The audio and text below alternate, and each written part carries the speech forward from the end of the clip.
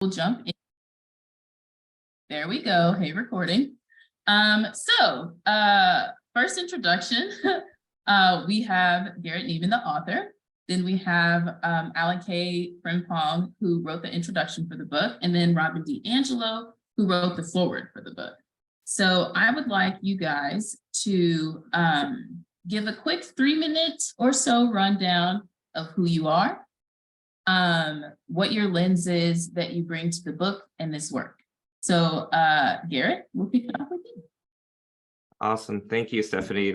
Really excited to be here with all of you and just to celebrate the release of this book. It's a surreal moment. It's been 7 years in the making, and in some ways a whole life in the making. And that connects directly to my lens. That I think, as many of you know, but not all of you, I grew up in a mostly white affluent suburb in Orange County, California. So that very much was my initial upbringing and socialization. And when I was growing up, I largely due to the death of my younger brother when I was 6, he was 2.5, that I think that led me down a road of just realizing that life is fragile and can be short, and wanted to live a meaningful life that was oriented toward relationships, toward building a better world. And that thread line has been true my entire life. But at the same time, growing up, I didn't have any systemic analysis related to race, class, gender, or anything else. So I was very much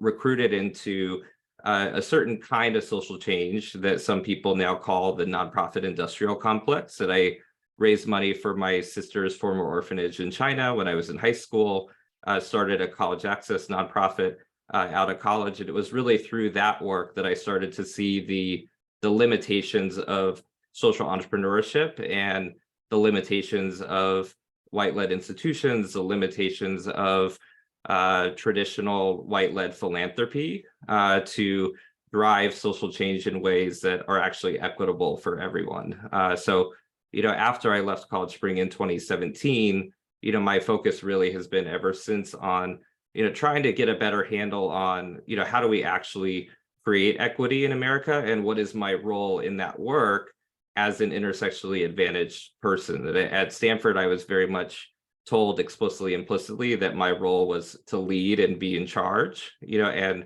I don't see it that way anymore. I see it differently. So that's a little bit about my lens and what I bring to this. Thank you for that, Garrett. That was amazing. Alan, would you like to go next? Yeah, sure. Alan Kwabena Frimpong here. I am in Inglewood, California right now, so on the land of the Tongva people. My folks are from Ghana, West Africa, and I was born in Newark, New Jersey, and have been working in philanthropy for almost over 20 years at this point. The nonprofit sector for that long too, and jokingly I see organizing out of my mom's womb, that as well. But currently I am a owner and founder of Zeal. We are a worker-owned creative arts alliance that has its roots in Brooklyn, New York, and in Inglewood, California. And along with that, I have co-founded and been a part of a number of organization and movement efforts. In my work, I would say that most of my commitment has been to ensuring that we are able to move movements globally towards a solidarity economy, and that we are able to build a culture in that that upholds a politic of solidarity and cooperation amongst us, so that we can experience the liberation that we all truly deserve as human beings. And so with that, I'm also, a son, brother. I'm in my uncling phase, as me and my good friend Lawrence would be talking about. I'm a godfather to a beautiful girl, Adina Thompson, that's also in Ghana. So shout out to all the folks in Ghana throughout the Black diaspora. But I'm really elated about this opportunity really to be a part of this experience, and for Garrett inviting me to write the introduction for the book, and given my lived experience of working with organizations, building their capacities to be efficient and stronger in their vision and missions, but then also being able to resource movements like Movement for Black Lives, the Black Lives Matter Global Network, and the like.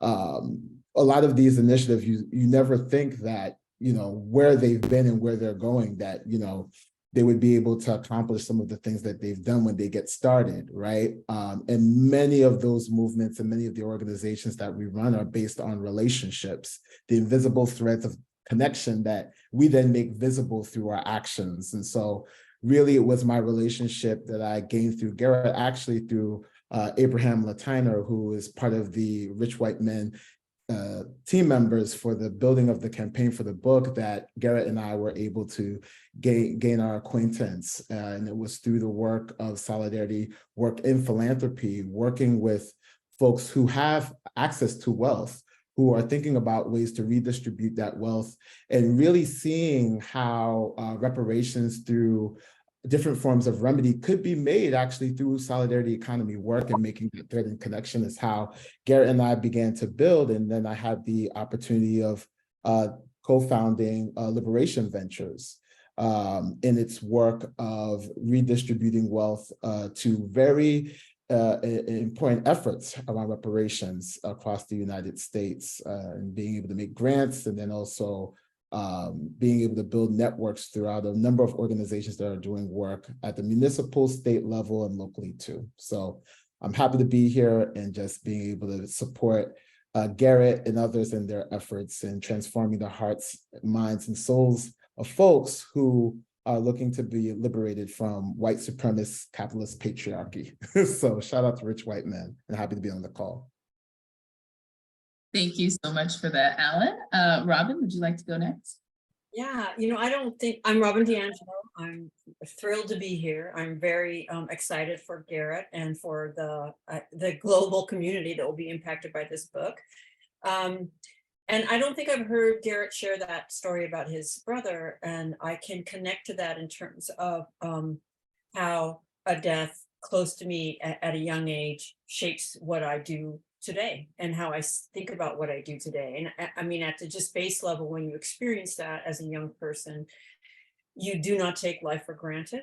You recognize that it's finite. But in my case, my mother died when I was 11, and we were told not to tell anybody that she was dying. And then we were told she was getting better when in fact she was dying. And then after she died, we were really just not to speak of it. And, clearly it was a traumatic experience, but it just didn't have to be that traumatic if we could have talked about it. And I think at an early age, although I couldn't have articulated it at the time, I recognize that there's a relationship between silence and suffering. And that silence amplifies suffering, and we have to break that silence. And I do think it's what drives me to kind of pick what is the elephant in the room that is the most taboo, especially for white people, which is I am a white person, and that's white supremacy. That's our investments in white supremacy and the ways that structural advantage impacts us. And I do think it was that early experience that drives me. And still nothing about the trajectory of my life would have led me as a white person to be talking about racism, to even think of that as an elephant. But one day I applied for a job that I wasn't qualified for, but I'm white. I got the job. And that was for a diversity trainer, where I would be going into the workplace side by side, usually with a Black person who was my co-trainer, and trying to talk to predominantly white groups of people about racism. And that was a profound learning curve in two really key ways. And one was that it was the first time in my life that my worldview was being challenged by people of color in a consistent, sustained way. And that was like a fish out of water experience, because being white, I could easily avoid ever having to bear witness to people of color's experience, much less be moved or impacted by them. And then to go into rooms primarily with white people and try to break with white solidarity. And it was intense and it was overwhelming. But over time, the responses were so almost scripted And I had that kind of insider's understanding of it, but also the opportunity to kind of bear witness to a different perspective. And I just got better and better at articulating how we do this, how we as white people pull off this willful ignorance and this fragility and the reality that it's not benign and it's not innocent, and that it functions as a kind of both protecting the status quo, but also bullying anybody back from trying to challenge that. And so one of many articles that I wrote was White Fragility, and it resonated worldwide. And here I am, still trying to break with white solidarity as best I can. Thank you so much for sharing that, Robin. So before we, well, thank you all for, being vulnerable, taking up space, and really sharing in your introduction. That was very helpful. Before we dive into the first question though, Alan and or Garrett, whoever's best positioned to do it, can you talk a little bit about the royalties cooperative that's associated with the book?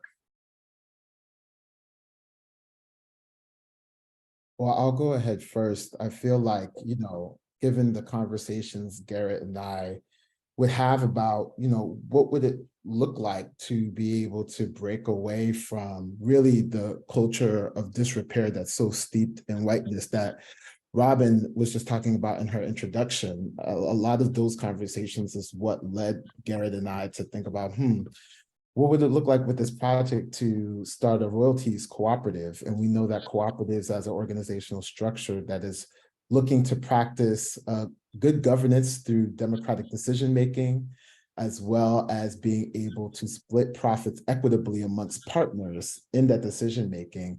We were like, what would it look like to start a royalties co-op? Like, instead of doing the, traditional, way of doing things that we also know that's steeped in capitalism, right? Which means the person who's writing the book, would retain the royalties and that's it. This allows for us to explore what does it mean to reinvest back into communities that have supported and lifted and up really the lineage and the legacy of what this book is about.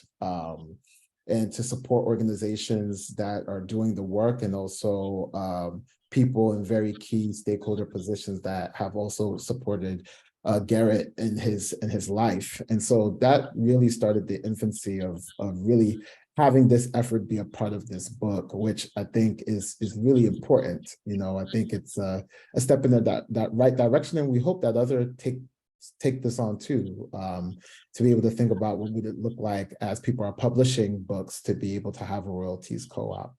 But Garrett, curious about your thoughts on this too. Yeah, I appreciate what you shared, Alan, and yeah, happy to add a little bit to it. I think for me, just to speak a little bit personally about it, is that I think for me, it was really important to me to try to align the economic and governance model behind the project with the values of the project. And that sounds like something that maybe in theory would be easy. My experience, it's actually really challenging to do, particularly when the systems we typically utilize, are so far away from having an equitable governance or economic structure. So, so the co-op was a way of sharing both the financial resources of this project, but also sharing in the decision-making and frankly, the power associated with this project. That writing a book is an exercise of power. We don't know exactly what its impact will be, but that the intention here is that that folks' lives will be impacted by this book. So by definition, it's an exercise of power. And so what does it look like to try to use that power in an accountable way? That I think there's a common misbelief that that we don't like power. I think what we really don't like is abuse of power, and it just, those two are so heavily conflated that it's hard to even imagine that there could be a difference. So for me, doing this work from a place of a lot of privilege, it's been really interesting and complicated to try to sort out what does it look like to use the power I have accountably, because I can't I can't give up that power. And if I do, that doesn't if I try to do that, it doesn't necessarily get us to a more equitable place. But at the same time, abusing power, the way that most white men have for centuries, doesn't get us to a better place either. So the cooperative was a way of really trying to live those values in a way that so 86% of the royalties are going to go to social justice partners in exchange for accountability and guidance for the project. So it's very much intended to be reciprocity based, and it really is accountability versus it's not a buy off or a trade or anything like that. That it really is accountability in the sense that I was very explicit. Al and I were very explicit with our partners that if they wanted to criticize me, they wanted to criticize the book, wanted to divest from our partnership, whatever it is, because of my actions, they would still receive the royalties. So there was no strings attached, if you will, in this collaboration. And I think that particularly in philanthropy, almost always there's strings attached, whether they're explicit or implicit. So trying to move away from that, is definitely part of this approach. Thank you so much for sharing that context. I just want to note that I appreciate the intentionality there in modeling what an alternative can look like, especially the way capitalism has a grip on the world. It's nice to see, exploring different options, and you really walking the talk with this. So thank you for that. So moving on, I want to do a quick recap because everybody has introduced themselves. So we have a lot of lenses represented here with philanthropy, nonprofit leadership, authors, and writing, not to mention all of our lived experiences, some of which have been shared already. Hopefully that all shows up as we dive into these topics tonight. But just wanted to make sure we had that foundation kind of laid there. So Garrett, a little later, we'll talk a little bit more about what led you to write the book. But for Alan and Robin, now that we know a little bit about you and your background, I'd love for you to share a little bit. Can you talk about how you relate to this work and what your intentions were with signing on to this project? And how does it directly relate to your own work? Yeah, well, I would have to say, I think given how I met Garrett, and this was coming off of the heels of George Floyd, of the murder of George Floyd, and then through the relationship that I was able to build with him through Abraham and the work that I was doing even before that, prior to Mike Brown, in that flashpoint in 2014. A lot of the work had been at the time, not only on the ground, mobilizing resources to support grassroots organizers and organizations on the ground, but then also working in philanthropy to think about, as we just talked about, how to change the way in which we distribute resources. I literally was like, what's the culture that is steeped in how we give our money? And it's very much rooted in white supremacy culture. It is paternalistic. I think it's important to name the power dynamics that Garrett is speaking to in the ways of being of how we show up. And the history of philanthropy and this institution is very colonial in nature. And so the power of dominance is there. It's power over people. It's control over resources.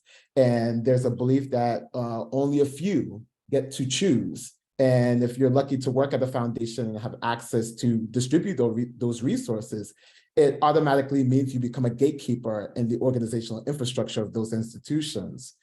And for me, as someone who started his own work in philanthropy, probably out of the more notable, visible philanthropic efforts, which was the Mark Zuckerberg $100 million match challenge in Newark, I was like, there has to be a way outside of these private philanthropic institutions where we can practice, what now probably folks know as participatory grant making, but a lot of that work that I did started in Newark. And I think with those lived experiences, as I came into my relationship with Garrett and starting out Liberation Ventures, it was yet another space that I could do experimentation and say, what would participatory grant making look like, if that were to happen at Liberation Ventures? And that's really what got me on my journey to working with Garrett in the start of Liberation Ventures and working with Black-led organizations that are doing reparations work,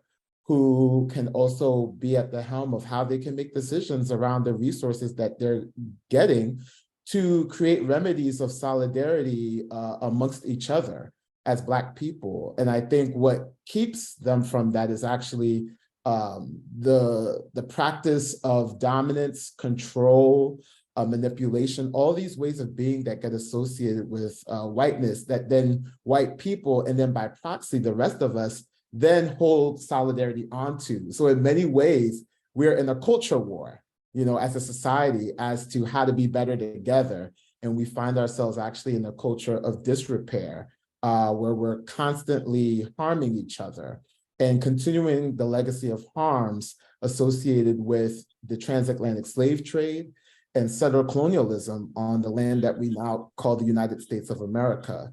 So really, those efforts are what led me to say, I want to write the introduction for this book because I recognize the culture of whiteness and disrepair and the violence founded on this country lives in all of us. And so what better way to do it in a provocative way in how this book is titled, to recognize that perhaps there's a rich white man living in all of us, in our hearts and minds. And what's the excavation work? What's the liberatory work to release ourselves from those traditional ways of being that continue those harms, so that we can be better together in dignity and finding the alignment to be able to find our economic futures where we can thrive together, and that we can culturally actually co-create together and be in collaborative solidarity together as human beings. And I think that the book provided a pathway for that when I did start to see what Garrett had to say in the book. And that's really what moved me to be in a commitment to write the introduction to it, So my hope is that it does provide all of us that invitation to do that. And like Garrett said, we'll see what happens. We're all on the journey together, and I'm down for the ride. So yeah. Thank you for the invitation, Adam. Robin. Well, as a white woman, I'm going to speak as the collective we, and I'm talking about white women, are uniquely positioned, right? Because we experience oppression under misogyny and patriarchy, and we also experience privilege under white supremacy. And I'm acutely aware that traditionally we have not shown up well. And while we have an opportunity to use that experience of oppression as a way in, we all too often use it as a way out. We're oppressed too. There's just a universal sisterhood, and we proceed as if we're having the same experience. At the same time, when white people do show up in this work, it's overwhelmingly white women. And I think that misogyny and patriarchy, and the fact that it's overwhelmingly white women who are taking those risks when we take them, we get a lot of contempt and a lot of critique and a lot of pushback. And I'm kind of getting tired of the memes and the Karen memes and the white women this and white women that, because somebody is skating under the radar, right? And that is white men. Right? I'm not hearing those same kind of contemptuous critiques of white men. Not that I want that for anybody, but it has been frustrating to say, who really controls the halls of power, right? And not just white men, but at the very, very top is overwhelmingly white men. And yet, as a white woman in this work, it's a little touchy. It's a little risky for me to say that, because I'm not trying to skate out from under, again, my position. So when Garrett reached out and I saw the title of his book, I was like, oh, please, thank you. And I want to acknowledge that Ijeoma Oluo has a book on mediocre white men. She's not taking on, she's kind of looking across history, right? And I think that Jarrett's doing something different. And I read the book, and I honestly couldn't believe that not only does he challenge his fellow rich white men, but he grapples with his own sexism, something that I just wish more white men would do, right? So I feel really clear that as a white person, I'm not going to ever understand racism if I'm not listening to Black people and other people of color. And I also know that I have an insider's perspective that's different than what you have, and that we actually need all of it, right? We need all those pieces. And I have been so like, please, but some white men, please lay out an insider's perspective, how you get socialized into superiority, because it's different than the way I was socialized. And I can speak to it, but only to a certain point. And I think Garrett does it. And so I was honored to write the foreword to the book. Thank you both for sharing your context as to, what the involvement looked like for you and what it meant to you. Speaking of all those pieces, Robin, I would say that a theme that's innately present in the book and in this conversation, and just in general talking about rich white men, is obviously intersectionality. Given that the book tackles the interconnectedness of capitalism, racism, patriarchy, and just, overall white supremacy, again, focusing on Robin and Alan, given how you identify, how has intersectionality played a role in how you show up in this work and your contributions to this book? I just think about the comment that I made earlier around that I'm also seeing in the chat from my good friend Melinda from and her rich white men within all of us. We are tackling issues of patriarchy, and right. So as I'm presenting myself as a cisgendered man, queer man, these issues become apparent because what are people's aspirations around gender performance, right? And the norms associated with gender, and how we're socialized, as Robin was even saying, around gender norms in society. And so to be a man is to show up as powerful. Well, how are we defining power? And typically, like I said earlier, I think the ways that we think about power is about having power over people, around dominance. So we don't know how to work well. If you see children playing around in the playground, how do they play in the sandbox together? And there you see the politics of power play out. Can we play together well? Can we co-create games together and really enjoy each other in our fun and be harmonious in that way? Can we play together in that way? When I think about capitalism, right? I think about also how that gets organized by race also. So the intersecting points also then have beliefs around, well, Black people are lazy. It's like, well, the people who built this land of free labor are lazy people. Who defined that? Who had the power to define that language around labor? And then furthermore, who benefits? These are all important questions that I feel like the book begins to start to tackle, especially to the audiences of folks who are reading it, and the ways that Garrett is using his own lived experiences and the experiences of others within a variety of different halls and streets in our lives to do that. For myself, I think more importantly, I think about how I have been able to navigate space, in philanthropy. I'm degreed, I have a master's degree in urban planning. I've been in the philanthropic sector well over now, getting to 2 decades.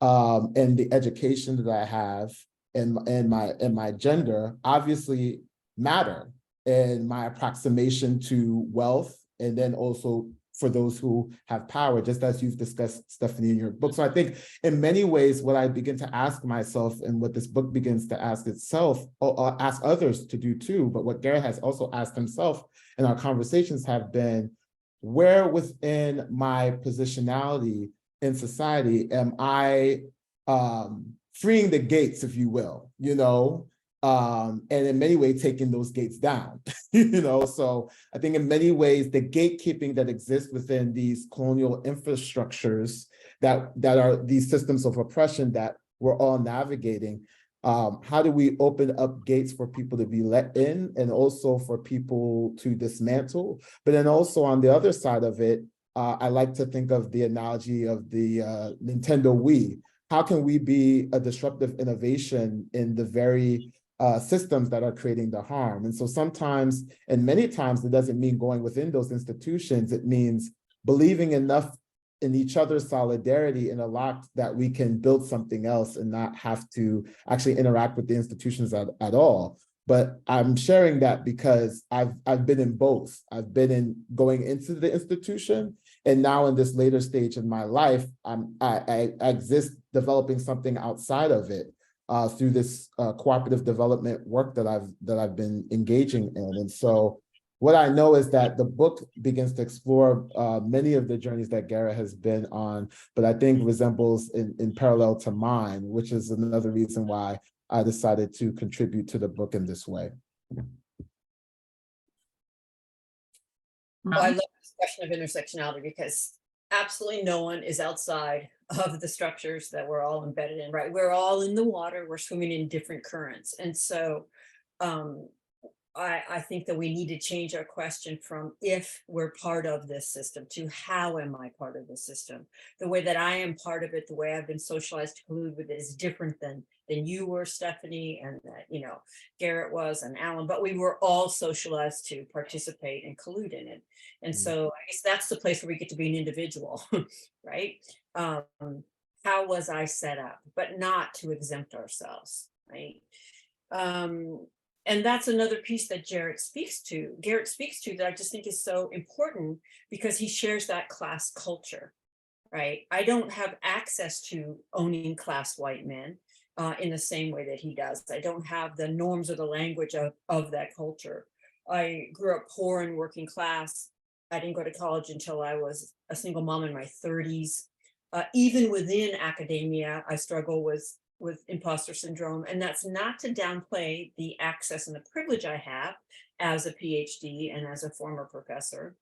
But there's even not just an ease within that culture, but knowing how to speak that language in a way that you're listened to. And so I see Garrett using his really unique position to speak to other people that share it with him. In a way that the rest of us, it's not that we don't have something to offer, but it's not that. And that he's using that to speak to men with owning class backgrounds is really exciting. Thank you for that. And just want to reiterate, as you guys have said in multiple ways at this point, any and everyone can uphold white supremacy. You do not have to be a rich white man to do that. And appreciate that, you know, Garrett is writing this book and tackling what it looks like to address the rich white men that benefit from all of it. So again, vital lens of perspective, gratitude for that. Appreciate your lenses, both Alan and Robin. And now we're going to pivot to talk more to Garrett, the author. So, you know, Garrett, we have some questions specifically for you. So just to start, can you talk to us about what made you write the book? Go a little bit deeper into that. And why did you see a need for this book? Yeah, absolutely. It's interesting that as we were all talking, I actually thought I would answer this question differently than I originally planned, which is to say that when I started thinking about writing this book in 2016, I actually really came at it from a place of anger, and in particular, anger at philanthropists, white male philanthropists who held even more power than I did as a nonprofit leader. That I think a lot of the anger and frustration I felt was actually directed to those who had even more power than I did. And it really has been a long journey to reckon with the fact that the ways I'm situated in society have a lot more in common with, you know, the white male billionaires in our society than I had thought initially. That I don't have that exact class background, but there's many ways that, you know, my lived experience, social experience, interaction with others is actually quite similar. And in particular, the ways that, when I was a 20-something nonprofit leader, that there were people of color, women of color in their 30s and 40s who rightly were sort of like, why the hell is this guy CEO? Like, why does this person come right out of college who's not from these communities, didn't grow up in these communities, had never worked in these communities? Like, why was he qualified to develop a program in that community, decide which students would benefit from that, how they would benefit, and so forth? So there was something really strange about that dynamic. And, I happen to go down the nonprofit path versus the for-profit path. But, by and large, the ways that I interacted with power in society were very similar to white men who went down the for-profit path.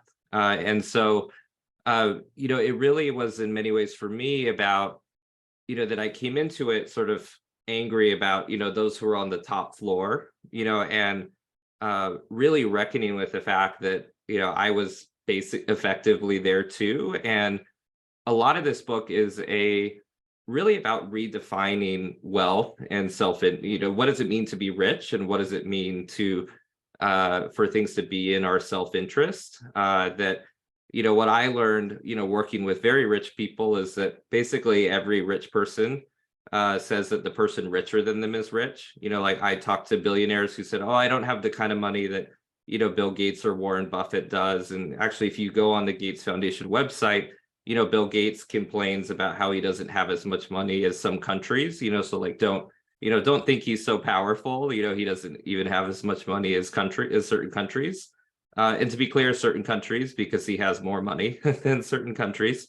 So that instead of just, looking at, rich is richer than I am, to be really concrete that most of the people on this planet and a major chunk of the population in the United States has basically no wealth, and that if you're somebody like me who, grew up in a wealthy white suburb with access to intergenerational wealth, regardless of how many zeros behind it, that's going to give you immense advantages in a society that is capitalist. That it's kind of a truism that if you start life with more capital, you're going to have a better shot at succeeding in capitalism. But somehow we have this societal narrative perpetuated by rich white men that it doesn't matter how much capital you have, that you could be equally likely to succeed.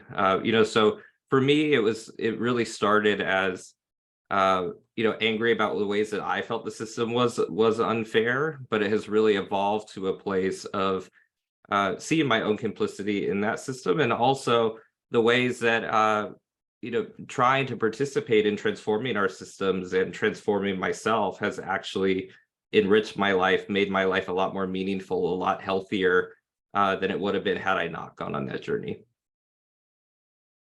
Again, I just want to appreciate the intentionality and B, the modeling of what it can look like. Obviously, this work is not necessarily easy, but it is very necessary. And you showing what it can look like to tackle these things, internally, because that's a part of it, I appreciate that as your friend and a person in this work. So just want to share that. Thank you. So my next question is, what are 3 key concepts in the book that you would like to popularize the most, if you had control over that? What would it be? Yeah. Well, I don't have control over it, and maybe that's part of the pointed aspiration of this project. But I think to share a little bit about like what I've learned that I would like, that I hope other folks will tap into and use. I think one concept, which is really what the first half of the book is anchored on, is compounding under advantage. It's an alternative way of talking about privilege. So it's not a new idea, but it's a new term. And, basically, as everybody here knows, that, privilege has become this very loaded term. A lot of folks shut down as soon as they hear it, or even if they don't shut down, still get defensive about it. Under an advantage is a little bit has a little bit less baggage. It's just sort of stating a reality. And I think deep down, at least, I think everybody knows that, some people have advantages that others don't in American society. I think there's very few people who would actually stand behind, that everybody has the same advantages and disadvantages. And so compounding under an advantage is a way of identifying how seemingly small under an advantage is when they show up at key moments in people's lives, they can change trajectories. So I give an example of how in second grade, when I was taking the gifted exam, I actually didn't have the required test scores to be labeled gifted. And, my teacher, white teacher, believed in me, exercised a district workaround where a portfolio was submitted on my behalf so that I would eventually be labeled gifted, and that changed the entire trajectory of my life. That's why I was in AP courses. That's why I had the required coursework to be admitted to Stanford. It was a big part of why I was admitted, and that opened up a whole new set of opportunities. And so, that I think when I was little, I thought that it was just sort of this random, good luck experience I've had. But what I've learned since about luck is this notion that luck is really, luck really happens when a powerful person offers something to us in a favorable way. And so, as I started learning things like that, white teachers often believe their white students are higher potential, or I learned that parents often Google, is my son gifted, more often than they Google, is my daughter gifted, or,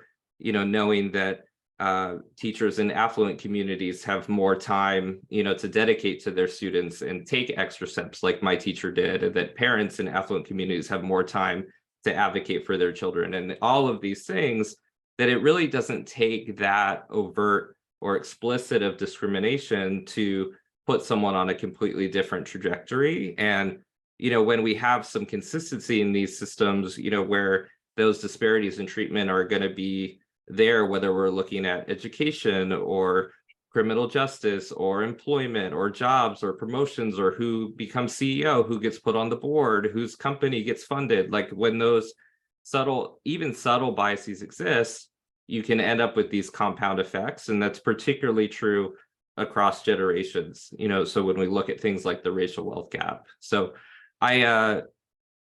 maybe I'll stop there in terms of, instead of giving you three. I think the compounding under an advantage concept is really important to me, maybe as you can tell. And I think it's a way of just looking at our systems differently, because if you see that under an advantage is compound, then you actually have to have pretty big structural changes to address that.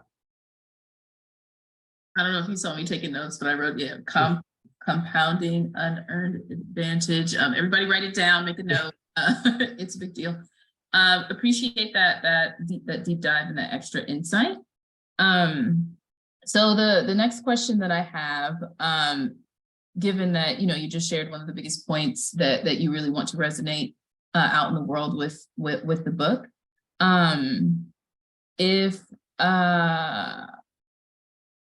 If there was only one thing that you would suggest for rich white men to do as they read the book, outside of taking away this concept of, compounding unearned advantage, what would that be? What would the ask be? What is the thing that you want rich white men to take away from this?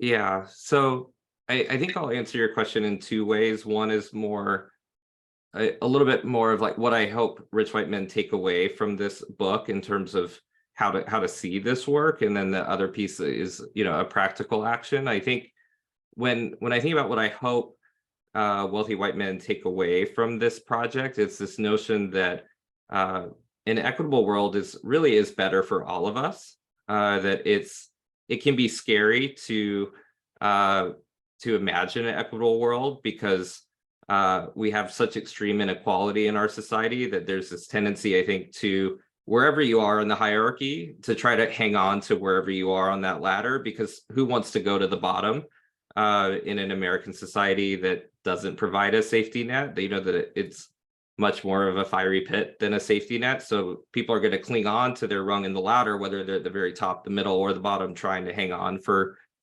dear life. But the reality is that if we reimagine our systems, then we can have an experience that's a lot less anxiety inducing and a lot more joyful for everybody. And that really has been my experience in this work, that as I've gone, deeper into equity and justice issues, is that, I've been able to reclaim parts of myself that were lost. That my mom likes to tell the story of how when I was a little kid, I drew an amusement park that had a shelter for the unhoused, for example. And, I did that when I was 5. So the 5-year-old me thought, like we could have a world where we meet everybody's basic needs, and then they could also have fun along the way. And at some point in my life, that started to feel unrealistic, that I was socialized in ways that that those kinds of ideas started to feel impossible or not feasible.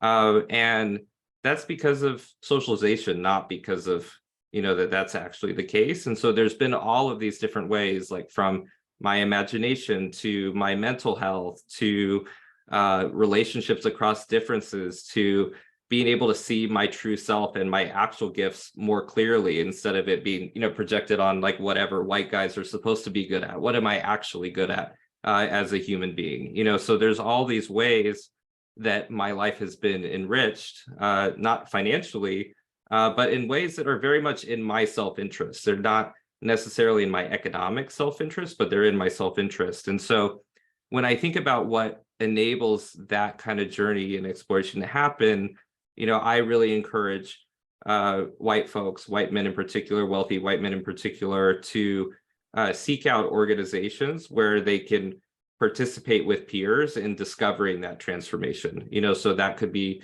groups like Solidaire Network for progressive donors, or showing up for racial justice for white folks, or White Men for Racial Justice for white men who are looking to engage more deeply in the work. The book offers a lot of these examples that I think it can feel very isolating on this journey alone. But if you can find a community of folks who are on a similar path, that's the way to stick with it for the long haul, in my experience. Thank you. Super insightful. And I hope particularly all the rich white men on the call and everyone in general is taking notes on that. So thank you for indulging us, Garrett, and giving a little deep dive as to, where the book came from, why it's important to you, what you hope that the world will take away from it. I want to now kind of pivot us to, open it up for audience Q&A. But before I do that, I want to revisit a topic with the panel. So rich white men are seen by many on the left as the problem. The last few chapters in the book seek to humanize rich white men, which is not particularly common in leftist politics. I think it's an interesting take, and my thoughts are that if we're going to try to dismantle white supremacy, which is what we're trying to do, then it needs to be addressed from multiple angles by multiple parties. Again, intersectionality, like we talked about. And it can't be done without some amount of investment and buy-in from rich white men, as they are gaining the most from these systems and structures. And if positionality, power, resources, rights, etc., are going to be redistributed, they are a part of this conversation. So that is why I think the book is and will be powerful, as a lot of social justice work focuses on things from the lens of the oppressed and not often calling out and in the oppressor. So panelists, my question to you is, what are your thoughts on this? And in your own work, how do you try to strike the balance between challenging individuals you see as the upholders of the oppressive systems versus humanizing or supporting or meeting them where they are? Well, I think this is the not easy part that Garrett spoke to. This is the messy part of the work. And it was part of what I thought about when I wrote the introduction for it, given my own social location and positionality. And I think I can say, even in Garrett and I's relationship in building Liberation Ventures, these things came up, like, what does it look for you being one of the co-founders, being a white man doing this? But we also know in America's history, the role white men have played in the liberation of Black folks also, so I think that can go without saying. And I don't think it's from a place of like, oh, and we thank you so much for what all you've done. It's more so of this is the duty, call, and responsibility that you're making, because you're choosing to be a co-conspirator in not only our liberation, but recognizing that it will be tied to your own, right? I think it's those concepts of solidarity across the race and difference that make it matter, because it's in those actions that we get to see the dismantling of white supremacy. It's in those actions that we get to see dismantling of anti-Blackness and the way that it upholds everybody in this, again, not only a hierarchy, but I would call it autocracy of racism in our society, because the way it operates is it's a cross hierarchy, then we are upholding the ways that the power plays are being navigated. And so it means everybody in between, right? If we're talking about quote unquote BIPOC communities, Black, Indigenous, people of color writ large, we're all navigating the polarities of white supremacy and anti-Blackness in the context of American society and how that impacts people globally. And so if we are stopping the behaviors of how we continue to break consent with each other and our ability to trust one another as human beings, if we're able to mitigate the harms associated with that, we will be better together. And so I think with that, you know, white folks get to do that work, and they get to do that work in community with other people. And we also get to do that work. You know, I think that's been a major long stay in racial justice and equity work, that we all get to do that work. And it goes without saying that because the way wealth operates in this country, because of capitalism, because of how that is located across race and gender, yes, inevitably white men get to do that work too, white women get to do that work. But all of us then get to do that work, because while they're doing it, we can't also hold on to, right, the beliefs that are associated with whiteness, with capitalism, with patriarchy, and all of the other interlocking systems of oppression. Otherwise, we'll continue to collude with it and reproduce more of the same. So, you know, that's my belief and take on that. But it's necessary, and I think it's part of the liberatory work. And, you know, it goes without saying, it is challenging work. And I think the more that we do it, just like anything else, as we work out in the gym, the muscle becomes stronger, you know, so that's the way that I look at it. Well, I was thinking about, I think these will connect. I was thinking about that question that you asked Garrett about what ideas he hoped would really resonate. And the one that excited me was the way he makes visible how rich white men actually protect their positions. So because he's addressing progressive, what we want to put air quotes, but progressive or liberal or left rich white men, and we might say, look at all that they give, but it's always in a way ultimately to benefit them, right? And that was something that I would not have been able to explain or to see before that. And so I think that's, no pun intended, one of the $1 million questions, which is one of strategy, right? How do you call in and keep people in the conversation, but not coddle? And I see so much of the way that we approach this work centers around how do we keep white people in the room? How do we keep white people in the room? And it's frustrating, right? It keeps, even as we try to decenter whiteness, we're centering whiteness. I don't believe anyone can get that strategy right by everyone. And so you just say, here's how I do it. Let's see who that works for, who that doesn't work for. But I don't know that we can be different in the way that we do the work than we are. So some people experience me as very direct, and that's exactly what opens them up. And others experience me direct, and that's what closes them down. And so I can't hit both those things. So I have to be clear about what's in my integrity. How do I use my voice, my position, all of it, my way or my style, with thoughtful strategy. And so I hope that rich white men are challenged, but not yet again coddled, right? I mean, I think we've all been conditioned to make sure, and they've been conditioned to expect to be served, right? To be taken care of, to have their staff and their assistants. So I hope we don't do it in that way. That just reinforces that dynamic.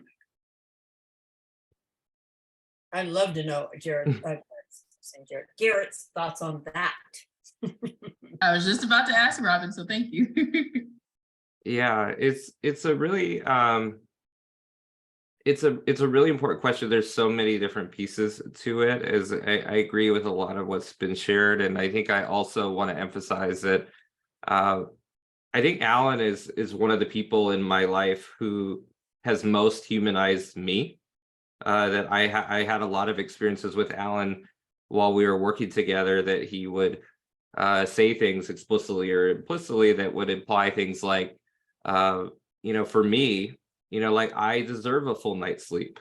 I deserve to, have life outside of the work, outside of work, that working all the day is not, how life is supposed to be, that I deserve to, be able to feel connected to my emotions, to feel validated by, with my emotions. And so there's so many ways where actually rich white men are dehumanized in the system that we have alongside everybody else, that there's a tendency to turn everyone in this country into a dollar sign. And clearly this country is going to feel a lot better if you have a lot of dollars to be in that system.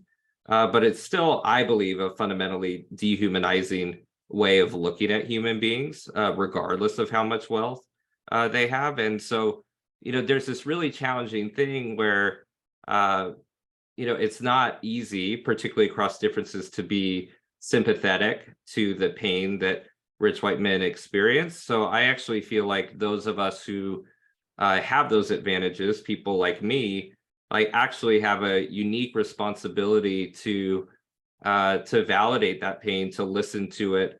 I don't see that as coddling, but listening to that pain, and then challenging which aspects of that don't quite make sense. That if, like, if a rich white man talks to me about, how stressed out he is about how to navigate the trust fund that he wasn't expecting, and how that's going to impact his kids and family and whatever, like, that can actually be a stressful experience. But if you tell someone who doesn't have a trust fund that experience, they might roll their eyes. So I think those of us who, for whatever reason, feel like we have the resources to empathize with whatever challenges folks are facing, and then to support and challenge them through that, and say, what, like, there's ways to work through this, in ways that are healthy and positive for society. There's ways to do both. But I think, from a strategy perspective, I think what I want to emphasize is that I think some people sometimes think that, like, when I wrote this book, that I have some, delusion that, like, just, I'm going to hand this to all the rich white men, and then they're all going to decide to share power around the globe, and that will be the end of it. And that's, like, clearly not the reality. But I think what is the reality is that there has always been a small percentage of people who step out from the norms of their power and privilege, who play a disproportionate role in driving societal change. I think often about how Dr. King, his entire life up until his death, never had the approval of the majority of white Americans, but he had the approval of some, and he had the approval of enough to help drive some of those changes. So what does it look like for us to really be intentional about not necessarily recruiting all rich white men, or even the majority of rich white men, into equity and social justice, but if we can pull in some of them, I think that can make a significant societal difference.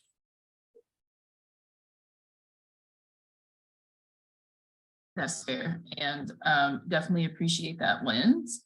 I think we have some activity in the Q&A and both the chat that I would like to pivot to, if you're okay with that. Any final thoughts from the panelists before we pivot? So one question we have is, why did the authors use white and black, which actually perpetuate racism? White and black were created during slavery. I think I have a responsibility to speak first to that, given that we're talking about the Rich White Men book. That I think this is a dicey thing to talk about, because for those who know the science of race, it's that it's not a science. Like, this is made up stuff. Even the word Caucasian, I still hear a lot of white people use the word Caucasian, is, a anthropological term that was not based on anything scientific centuries ago. And like, I still see that being used, as a made up thing. And it's this, to me, there's a subtle difference between, saying I am white, in the sense that like I'm genetically different or whatever, versus that I'm racialized as white by a society. And being racialized as white means that I'm bestowed with certain types of power, certain types of advantages, and so forth. So if I were to deny if I were to say I was not white, a lot of folks would say, like, what are you talking about? Like, that you could see that I benefit from those advantages. But the reality is that I'm only white in terms of the social construct. And so I actually think of it much more as that I'm racialized as white than I am white. But I use I am white basically as a shorthand, given that's how I've most commonly seen it discussed.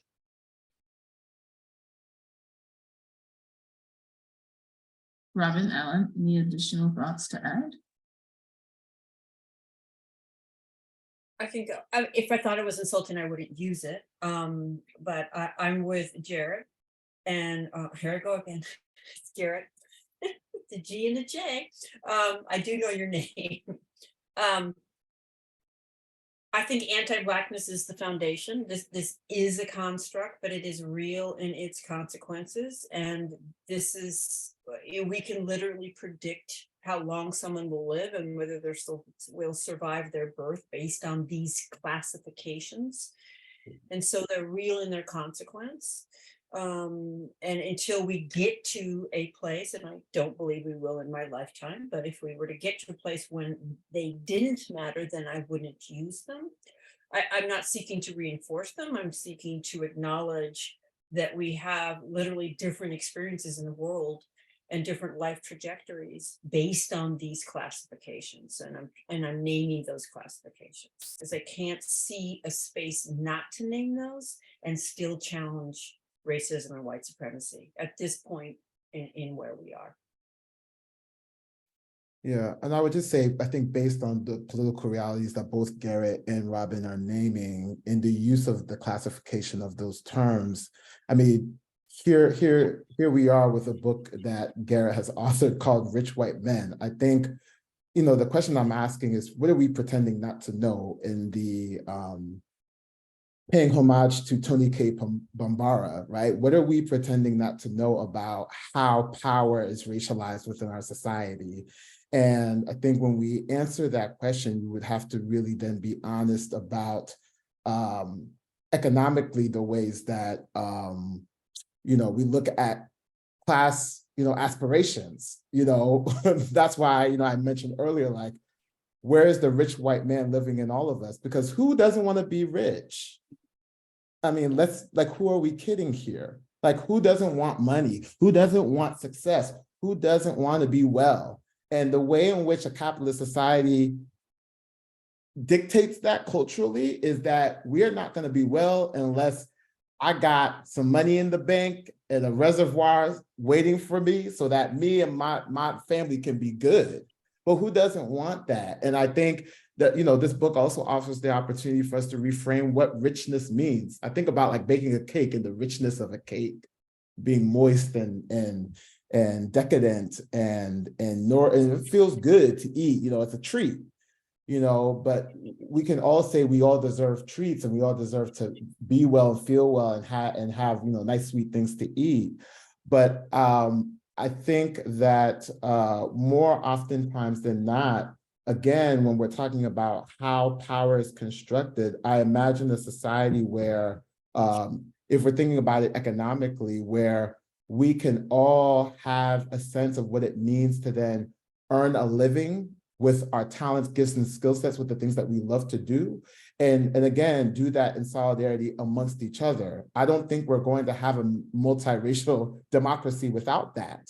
And I think people utilize that phrase around multiracial democracy as if, given the positionality of where we're located, that if we just snap our fingers, then we'll all be able to make decisions across race, when that's simply not true. Just based on the ways that we present and based on the racialized classifications, there's already assumptions that will get made between Stephanie and I versus Garrett and Robin, even if we were off this call, right? And so I think with that, we have to grapple with the lived realities while also creating a just transition and the narratives that we tell, and ultimately the cultural strategy that we're trying to build, so that we can live different political and economic realities that we materially can benefit from as well, not just socially and culturally benefit from, but materially benefit from, so that we can all be rich, because we already are rich together. I think that's this changing and shifts of the narratives. We're already worthy, we're already enough, but the way in which the classifications and the systems of racial hierarchy and autocracy operate, it tells us differently.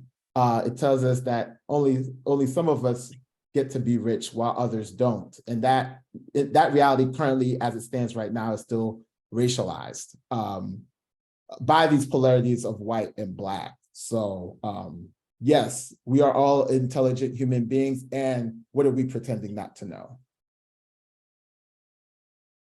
Alan, you were touching on this in the, towards the end of what you were sharing, so feel free to elaborate more. But as you can see in the comment in the chat, addressing the comment, who doesn't want to be rich? The question is, we idealize wealth these days in ways that we haven't always done. Have any of you thought about how to push the culture to question this idealization of wealth, class, and power?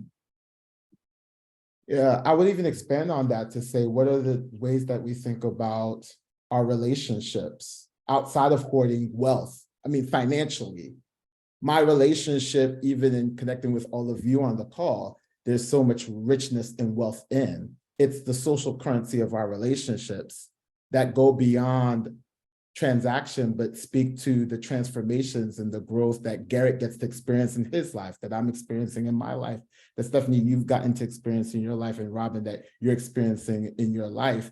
I don't think when we talk about our success, we talk about it in terms of accomplishments and what we've been able to do, the doing, but who are we in our being?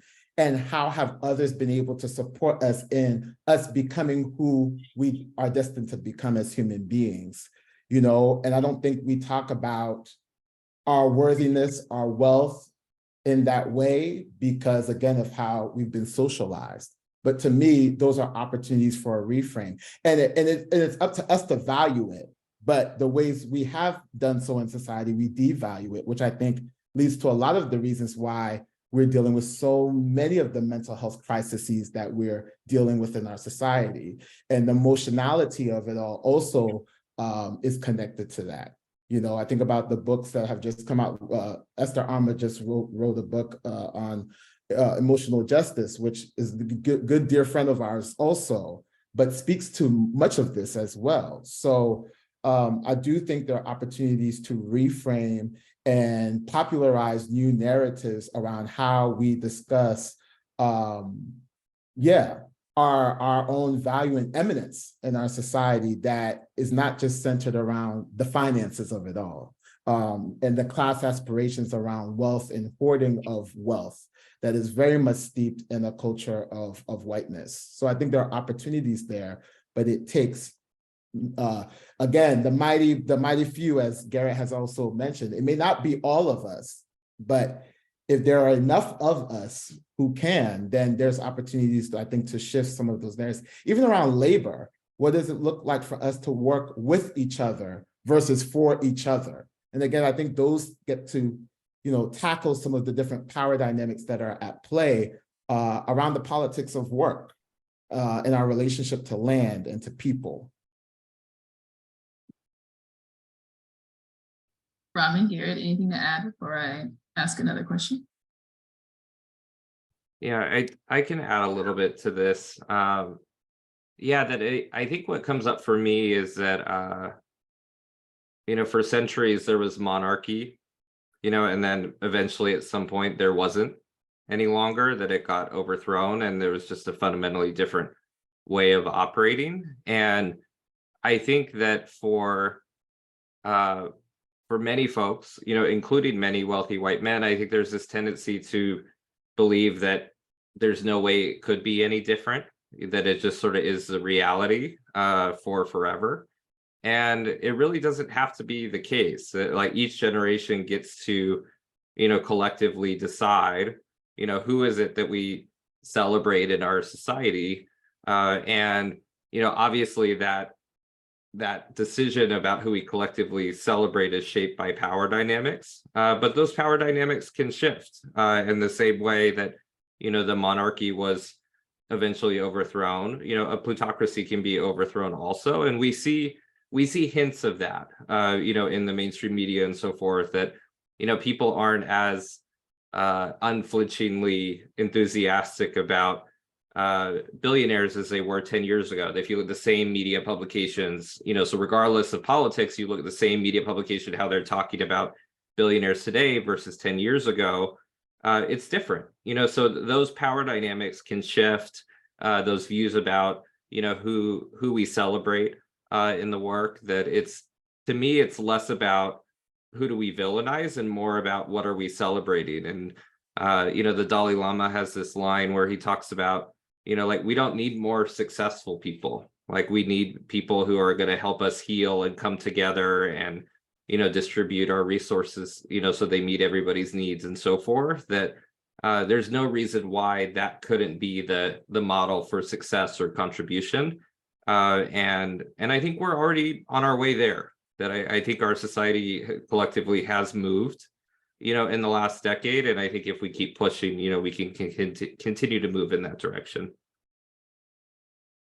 Appreciate you sharing that. And I think it aligns with the quote that was shared in the chat. Forget about the war on poverty. What about the war on greed?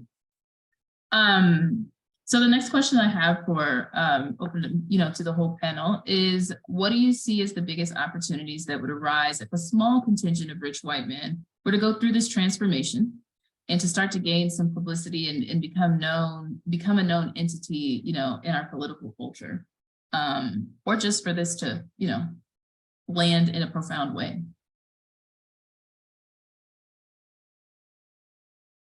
Can you ask that again? Yes. I was reading the chat, so there's a moment of distraction. No, it's fair. What do you see as the biggest opportunities that would arise if a small contingent of rich white men was to go through this transformation that the book calls for and start to gain some publicity and become a known entity in our political culture? And, or if you don't want to take the political route, just the transformation that can come from any amount of rich white men really taking this concept and running with it. On the one hand, I see that the challenge that as long as we're in capitalism, I'm not sure that can happen. But if we were going to say within the system that we're in, I think we're in a cultural political moment where the workings of power are so bald, so exposed, in a way that I haven't seen in my lifetime, right? Where it's so clear that forces of power basically make the rules, get to change the rules, get away with whatever they want to get away with, the hypocrisy. I think you know what I'm talking about. So I mean, it would require a huge dose of humility and letting go, right? And we're back to that piece where that stood out for me in the book, which is rich white men tend to think they're the smartest people in the room, and therefore they have the answer. And as long as they hold on from that place, I don't think it can shift. So how do we get that, engender that humility that allows them to let go, and allow for something very different to emerge? If that could happen, it would be incredible.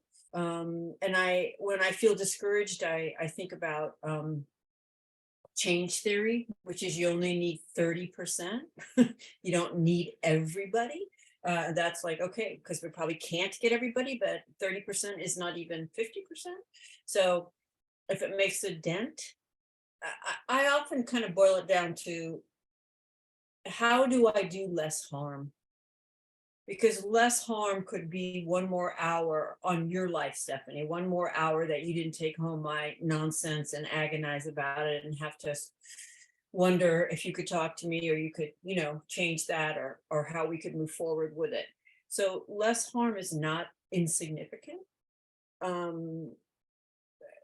To be measured, of course, is going to vary on who's measuring, but any less harm would be something.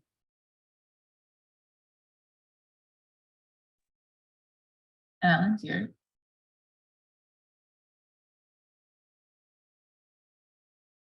Yeah, I feel like I don't have much to add from what Robin has already shared,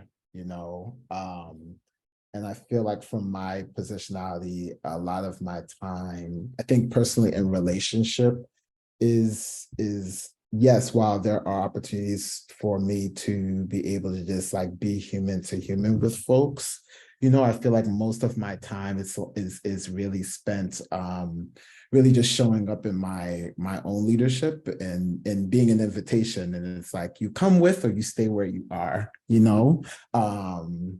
I kind of referenced the parable of the sower by Octavia Butler, or even the work of Harriet Tubman, like, it's not like she was waiting at dawn, waiting for everybody to leave the plantation, you know what I mean? Like, she also had to go and do what she needed to do, and do so in an urgent and responsible manner, So I think of my work in that kind of way. And if you're seeing the work in that light, then it's an invitation, and I think that, for rich white men, our hope and the intention is that the book provides that, as I've said, throughout this call, that it serves as an invitation. And I don't think it's in the business of necessarily trying to forcibly convince people, obviously, because it's a book, you choose to read it, right? It's a choice, but it's an invitation, and hopefully it has influence. I think that's the word that I want to use, that it has influence, and perhaps it provides practices and tools in many of the ways that Robin spoke about earlier, that provide space for people to see themselves in it and to be able to practice being better human beings together. And so I think that to me is what I am holding the intention on for this project. And, obviously my contributions and everyone else's in it. As I mentioned earlier, I think within the communities where I do my work, and predominantly Black and Brown communities, I see the ways that also a culture of white supremacy also enables us to operate in ways that, again, reinforce these power dynamics. So I think we equally get to do that work too, because it's going to be necessary in our own healing and coming together, which is really important for everyone's liberation as well. So I'll leave it there, but yeah, I don't have a magic wand to wave, in that kind of way. But I do think that it's important for us to be able to think authentically and realistically about what our transition looks like away from a society that maintains these harmful norms, and mitigate those harms and reduce them. Thank you with those thoughts on influence, Alan. And then, Robin, like you're saying, we can't necessarily get everybody. Can we get anybody? Can we get a good subset? I think those are important things to take away. Before we wrap, we only have a few minutes left, and want to, leave Garrett with the final question of, what are the next steps for the book and the project? And, what do you want this to kind of turn into? Yeah, absolutely. It's a good question to end on, and I think it connects to the question you asked previously as well, in that, first of all, I think what I want to say is that these issues of concentrated power go back a long time. They go back further than, before there was even a social construct of a rich white man, that civilizations have struggled with this notion of some people having power over others and abusing and so forth, so these are long, deep issues, and, part of my, coming to awareness around the deepness of those issues, leads me to be a lot more humble, about how much I could do, or a few of us, or people I know, or whatever it may be, to, move issues of power that have existed in some ways for millennia. And we know that at critical moments, when people do step in, that it can really shift entire societies forward. And I think when you asked earlier, Stephanie, about, what does it mean to have a few more rich white men in this work, I think one of the answers is for white boys today to have role models, for different kinds of leadership. In the book, I talk about Stanley Levinson, who is Dr. King's closest white friend. I've had so many conversations with people who've never heard of him. He was a major figure in the civil rights movement, that he helped write speeches, he helped raise money, he helped hire staff, that he was a confidant for Dr. King. They would collaborate, on their messaging to white America, and, that they would leverage Stanley's insight into white folks, and Dr. King's, brilliance in his messaging to try to reach folks more effectively in ways that really move the needle, and folks like that, those stories have gotten lost. That there's this strange thing in America, that it's not only that white women and people of color's stories are being erased in terms of their contributions, that it's also white men who are part of the resistance whose stories are being erased too. And so, that this project in a way is to take a very, very early step toward contesting, what does it mean to be a white male leader in society? And I too hope that someday we get to a point where those labels no longer mean anything, and we no longer need to use them, but while I'm living in a world where those labels carry meaning, what does it mean for me to show leadership in ways that are equitable and share power? And, what does it look like for us to have more role models within the white male community who can inspire the next generation of white boys to be different? And so, that there's no magical elixir here that's gonna, erase all of the world systems of oppression overnight. And, frankly, one of the reasons why I think rich white men should care about equity is that Chinese privilege is going to become stronger and stronger over the next decades, and white men are going to have a different stake when they're in a different place in the power structure. But this work really is about one step at a time, and we really see this as an organizing effort more than a book. We certainly want people to buy the book. That helps our partners as well, but fundamentally this is an organizing effort.